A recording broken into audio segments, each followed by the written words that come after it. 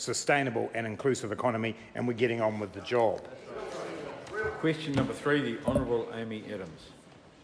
My question is to the Minister of Finance. Does he stand by the Prime Minister's comment, "I absolutely believe that our agenda..." Order. I think the member might want to start again. Oh, let me just check on the sheet, Mr Speaker.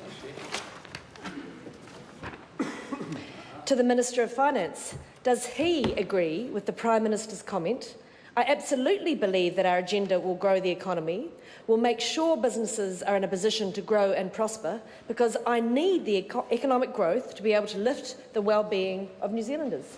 Mr Speaker, in light of the Prime Minister's earlier answer, absolutely yes. To the Minister, despite everything businesses are telling him, does he still think that the government's industrial relations reforms, the banning of oil and gas exploration without consultation, shutting out foreign investment and the prospect of new and higher taxes will grow the economy or help businesses to prosper?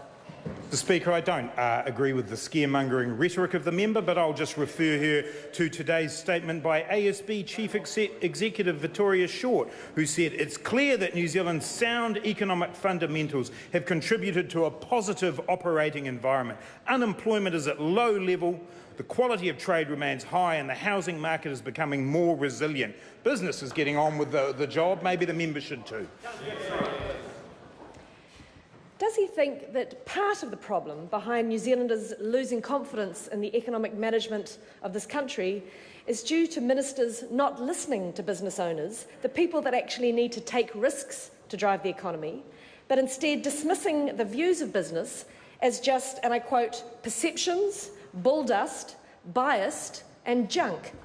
Mr Speaker, on this side of the House, we're spending a lot of time with the business community, and the issues that they're asking us to work on are the underinvestment in infrastructure over a 9-year period, the fail to invest in skills of the workforce, the failure to make real progress in international trade negotiations. On all of those counts, this government has done more in 9 months than her party did in 9 years.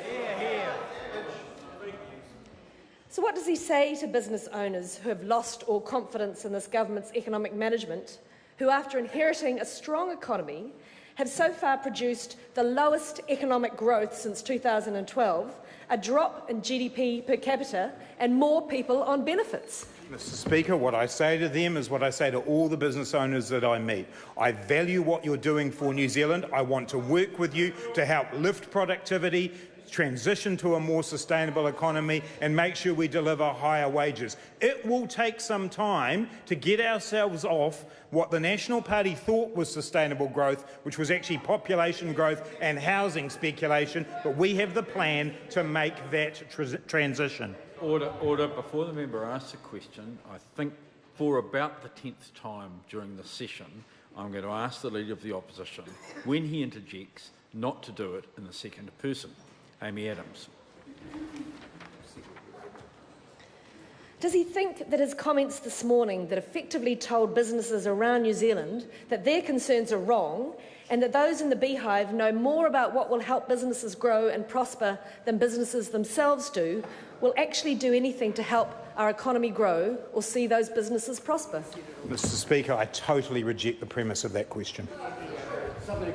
The Right Honourable Winston Peters. Having regard to the historical record, does the Minister hope to achieve a much superior rate than 1.9% over the next 9 years in terms of growth per annum?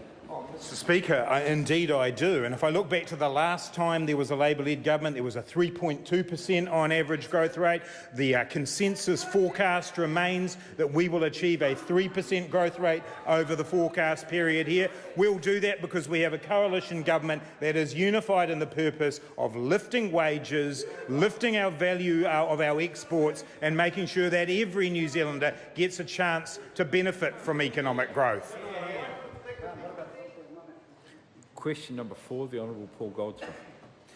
Thank you, Mr Speaker. My